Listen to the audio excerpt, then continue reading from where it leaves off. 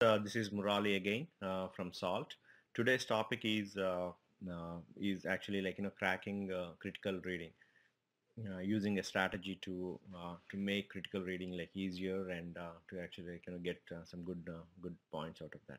So, do you know what is the number one reason why critical reading is the hardest? At least a lot of people believe that it's the hardest. Uh, the the number one reason is that it's boring.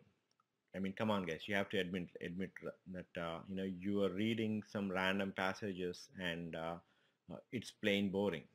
I mean, there's no interest in there, and so it's boring. So what happens is you are forcing your mind to read something and then answer some questions. So it's just not going to work out. So you're like, I mean, like sometimes okay, you may find something very interesting, then you will answer the questions right. If not, you won't. So the trick is the same thing. I mean, if you find something interesting, right, that's by choice. I mean, that's by chance. So, but what can we do to make it interesting, right? So the only way that we can actually make it engaging and interesting so that we read it and then to be get the answers right is by adding purpose to the reading.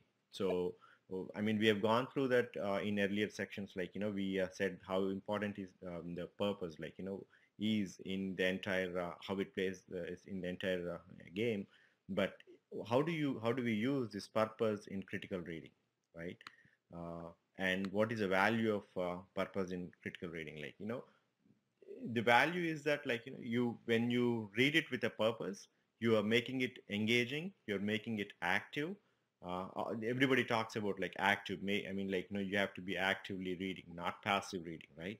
But how do you make that? So you ask questions, like what kind of questions? So I mean, like you make it engaging, right? So you add purpose for that. So let's take an example of some reading, right? Where we we don't have any purpose. Like, can you, I mean, take a quick minute to read this paragraph here?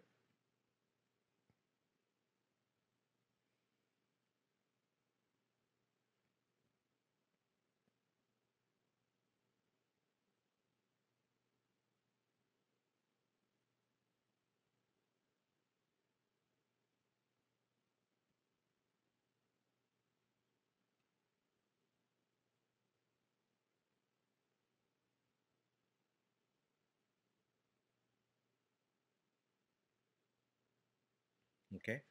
So, did you find it engaging? Did you find it interesting? Did you get anything out of that? I sincerely doubt. I mean, we've taken some time about it, but I don't, at least I didn't get anything.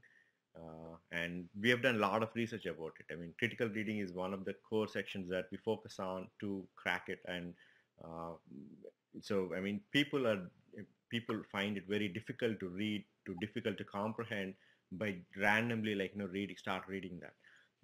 So, what is the solution here, right? So, first thing is don't beat yourself up. I mean, uh, if you can't read, if you can't focus on it, if you can't like make it active, make it engaging, don't beat yourself up.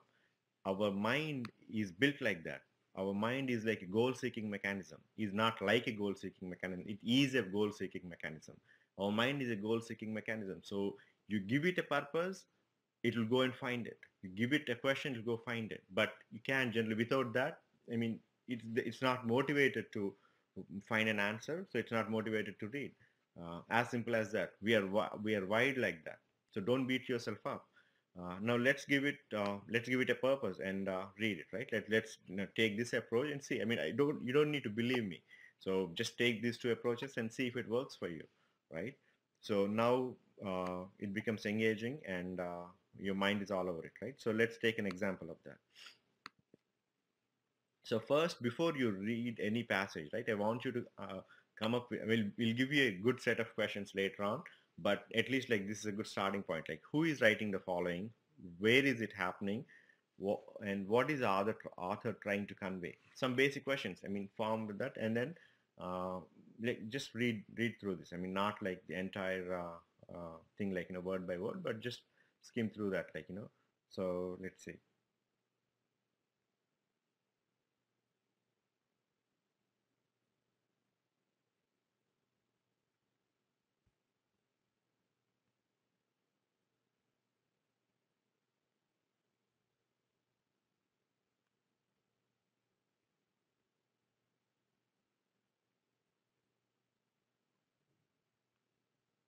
Okay. So I mean, we didn't read like word to word, but we generally like read that. But and we can answer some of the questions. Who is writing the following? I think based on what it is, like probably somebody like some engineer. Some engineer is writing it. I mean about the lab and when they're trying to make an animation for the Tyrons or whatever. So this is happening in some lab. Yeah, I could answer a couple of questions. What is the author trying to convey? I don't know. So, I mean, I just want you to read, get some basic information out of it. So you came up with the purpose to get that answer. So, I mean, I think you'll get some answers for that. So then let's jump to the questions. So the first question is like the passage is concerned with the theme that whenever you get such kind of a question wherein what is the theme of the passage is, or what is the purpose of it, and where you have to read the entire paragraphs, all these paragraphs to answer that question, skip that question. Okay, just skip that. I mean, usually that would be the first thing, what is the author trying to convey? What is the purpose of this? Things like that. So just simply read that question, read if you want it, read the answers, but just skip that question. Move on to the next question. So here, the question two is like in line two, the words contentious means. So read the question, don't read the answers, just read the question. So now let's go to line 9, right? I think it went line 7 here. So line 7, contentious, at times, contentious. So read the sentence above that and a couple of sentences below it. So let's see. The model suggests that Cretaceous landscape was filled with large lumbering creatures that any human with a fast car or bike or maybe even a quick sprint could outpace. The research brings the discipline of biomechanics to the long and at times contentious debate over just how the largest of these largest creatures ever to roam Earth could run. Okay, uh, large animals need a larger fraction of their body mass of or as leg muscles in order to do the same things. Yeah. Okay. So now let's come to the answers. Like contentious means. So the first one is like disputative. It very well fits to what they're saying, right? Callous. I mean, let's okay if that is the case, like let's actually do the elimination process of elimination to make sure that's the right one. So callous, no, it's not callous. Is it conclusive? No, it's by any chance like it's not conclusive. I think at times contentious debate over just how fast the largest creatures is ever to roam on Earth could run. Is it incorrect? We don't know that. Is it misleading? No. So looks like no, disputative is the answer.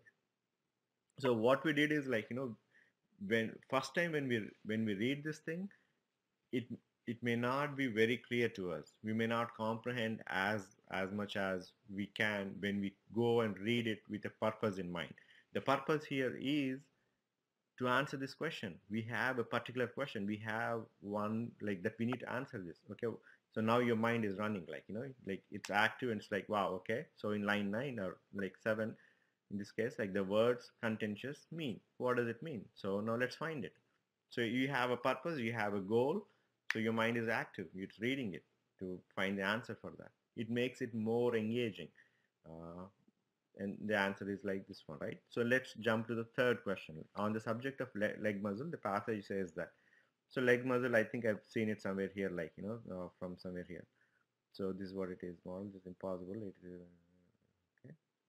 First, no creatures can have. Okay. Okay. So based on that, let's see what the answers are. On the subject of leg muscle, the passage says that an animal can be up to 800% of muscle. I mean, if you read that, it's saying absolutely not. They're contending that even 80% is not possible. 86% of is leg muscle. No, they're saying it's not right. 5 to 20% of animal's mass is usually the leg muscle. Yeah, I mean, C is the answer. Let's see, D and E, let's eliminate them. The answer, the larger the animal, the smaller the leg muscle. We don't know that. The smaller, we don't know this. So yeah, C is the answer, right? So we got like questions 2 and 3. Now let's go back to question 1. The passage is concerned with the theme that I mean, like now we have read this part, the second paragraph, engagingly, actively, with a purpose, and we understood what the heck it is. And this part here, like we understood what the heck it is. So if you want, like you can give a quick glance again to answer the first question, which is like, what is a passage is concerned with the theme that. But I mean, at least I could understand it. And then if you feel comfortable, let's jump into the answers and see what makes sense. Movies are correct in portraying that large dinosaurs are very fast. No, that's not what they're saying. The general perception of large animals of dinosaurs being fast is incorrect. Yeah, I mean, that's what something like that, right? T-Rex was the fastest dinosaur that roamed. No, that's not right. Jurassic was made by that's not true. That's not what they're saying. A large animal has more than 50. Okay, this is not true. So obviously the answer is B. The general perception of large animals or dinosaurs being fast is incorrect. That's exactly what they're talking about. So there you go. I mean, like we came up with a purpose, some broad, like some broad questions, and again, like we will come up with exact. We'll give you an exact set of questions. How do you go about and to make it more engaging to begin with, and we quickly, just read it like top to bottom, real fast. Then we jump to the questions. We skip the questions, which is asking us to read the entire passage, like what is the purpose, what is the author trying to convey, things like that. Went to specific questions where they're specifically asking, okay, at this line, what does that mean, and things like that. So when we go out there with a question in mind, and when we start reading that, it definitely makes it more active and more engaging, and our mind is actually like trying to find that answer in there. So we are engaged in it, and so we answered those questions. So we understood the passage better than like vaguely randomly reading something and trying to answer these questions. I hope this helped, guys, and this is like one of the I mean very good strategies that people have used, and people have succeeded very well. And if I am sure like this helps you guys. All right, thank you, and see you next time.